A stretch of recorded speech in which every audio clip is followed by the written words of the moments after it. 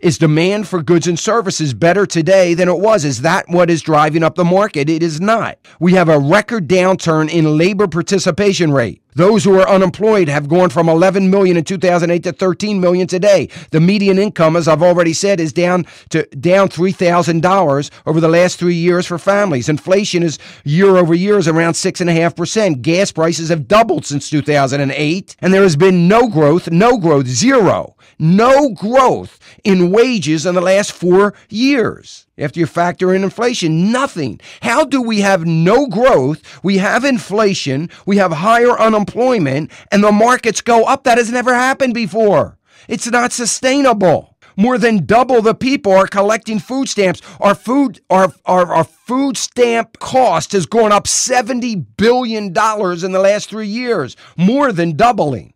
We are on the brink of socialized medicine. We're seeing a power grab in the financial sector between regulation and legislation. We have done nothing but demonize profits. We demonize big corporations, anti-business policies, anti-American fossil fuel agenda. We have no energy plan unless you include algae.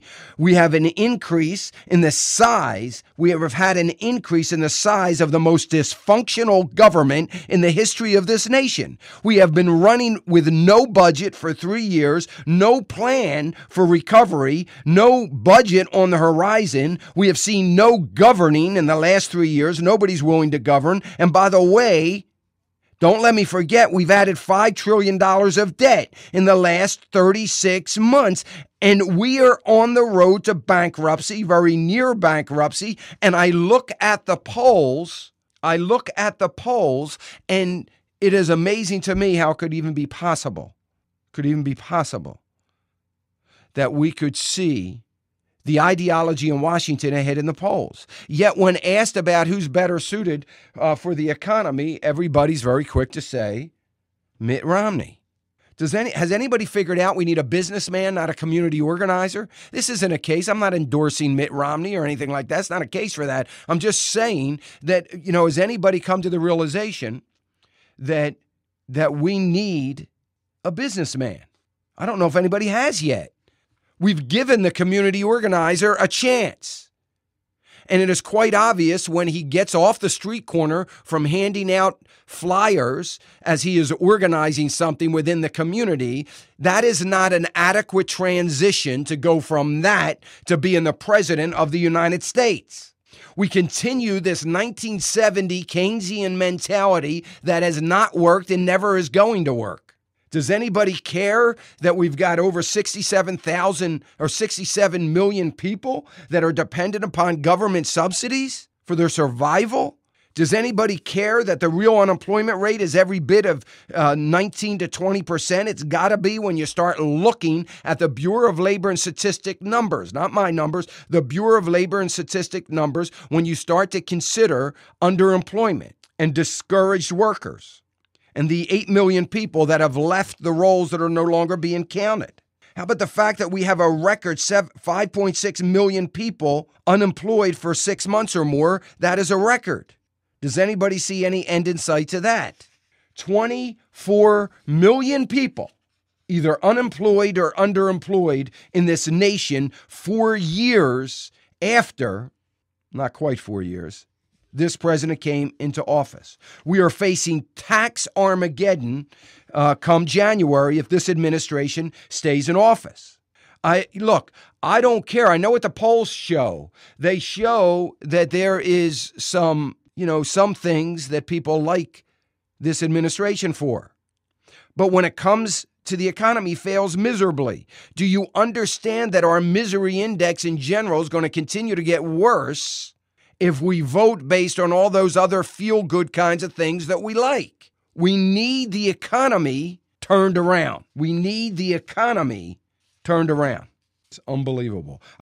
But do we understand, and this is why I said in the article that I wrote in the newsletter yesterday, this is why I said this is an economy. This is a recovery that's right out of the Twilight Zone.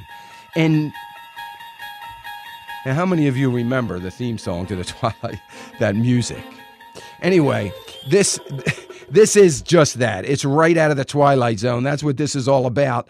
And there's no rational way that when we have markets going up like this, that is going up, when we don't have consumer spending, we don't have wage growth, when we don't have rise in employment, there's something else wrong with this picture.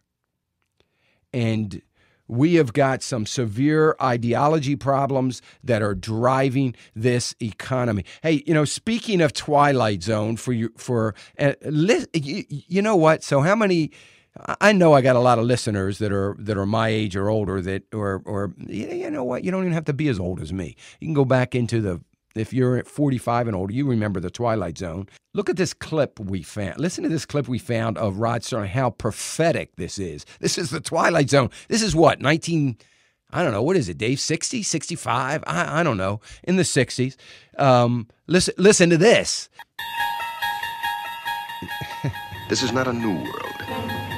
It is simply an extension of what began in the old one.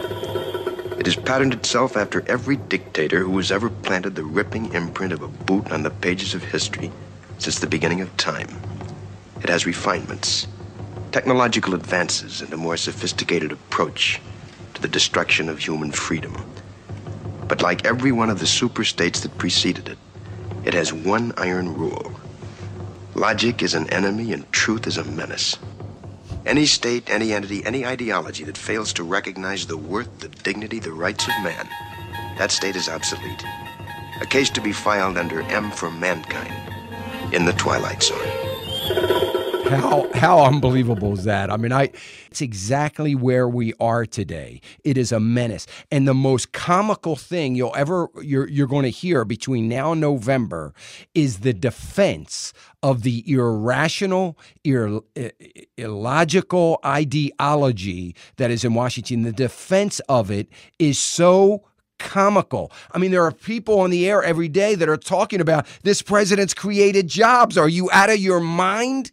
We've got, millions more people that are unemployed today than were when it came in. Don't talk about creating jobs. We've got the median income for the middle class that he loves to protect so much is down 3,000. We've had no wage growth in America. We've got more people on government assistance than we've ever had. Poverty level under the Reagan administration, coming out of the second worst recovery, the poverty level went down dramatically year after year for the first 4 years he was in office. Our poverty level has done nothing but go up. You can blame the 1%ers if you want, but it's just not the case. And we've got people that are buying into this logic.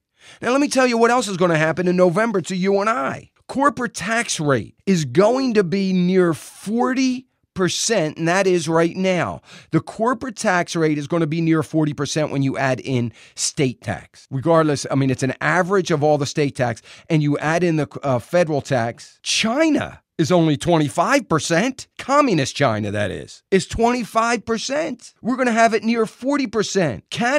Canada's corporate rate now is down to 15%. I'm an American company that is in Michigan, Oregon, anywhere along the Canadian border. I don't know, but where do you think they're headed? Look, the corporate tax rate's not going to be an issue because the corporations aren't going to pay it. They're going to leave. The tax increases from capital gains income tax is going to be over 52.5%. It's going to be somewhere around 54%. Capital gains tax on individuals. The death tax is going to be over 50%. The Medicare and payroll tax is going to be over 50%. This is insanity. Do you have any idea how that's going to shut down our economy? Now, just suppose, for conversation's sake, we have all the Medicare payroll tax. This is all under Obamacare. All these tax increases that I've just talked about. Capital gains tax. Why is that under Obamacare? Who knows? Because they could put it in there and get away with it. That's why. The death tax, or, some call it estate tax, that's just going to happen automatically, because if they don't extend the Bush tax credits, they're just going to expire, and we're going to see the death tax go up dramatically. If you are a farmer in the Midwest, which I know I have a lot of those listeners, I'm telling you, you had better start planning, and you better start doing it today, because you are not leaving. It doesn't matter whether your farm is third or fourth generation to you. You're not leaving it to the next generation, because they are not going to be able to afford the taxes on that.